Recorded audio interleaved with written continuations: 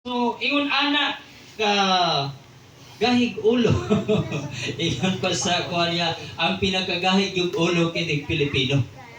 Nga naman, ingon pa sa ako sa kawa sa sulat, doon naman ko'y nagkahitabo nga dula dito sa gawas sa nasod. Dito lang sa tamag Sunday school, istorya sa kong kadiyot, pa istorya sa ko ninyo.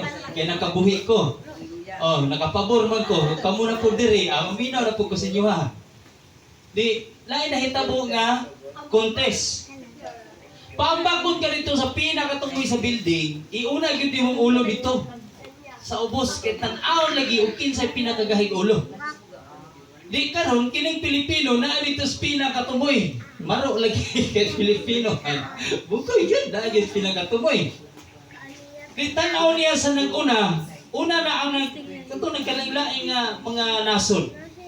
Una gyud dito ambak, una ang ulo, pwede ko taasa. Pag abot dito sa ubos, kakay, way bilin. Bus kag tanan. Hangtod, siya na lang gyud nabilin. Dito, tanaw-tanaw na dito ako yung iyang mga kauban dito. Pila sila kabuok nagdunya. Purot ko kamatay, wa gyud nagpabilig kahit ulo. Una-una niya og muambak ko sigurado gyud. Patay gyud ko ani. So ingon na dayon tong announcer, sige. Last nga ato ang tan-awon kung kinsa gyud pinakagahig ulo. Ang Pilipinas lang ang nabilin. Sige, ambak. 1, 2, 3. Igo siya. Dihigit sa ambak. Ambak na. Ingon to kuwan. Igon to Pilipino di makaya. Di kin makaya. Ambak na lagi. Wala mahurot ng oras.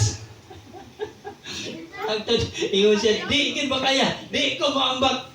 Ato naka-declare mo itong announcer nga, kagyo kay ulo ni Pilipino! Daos siya.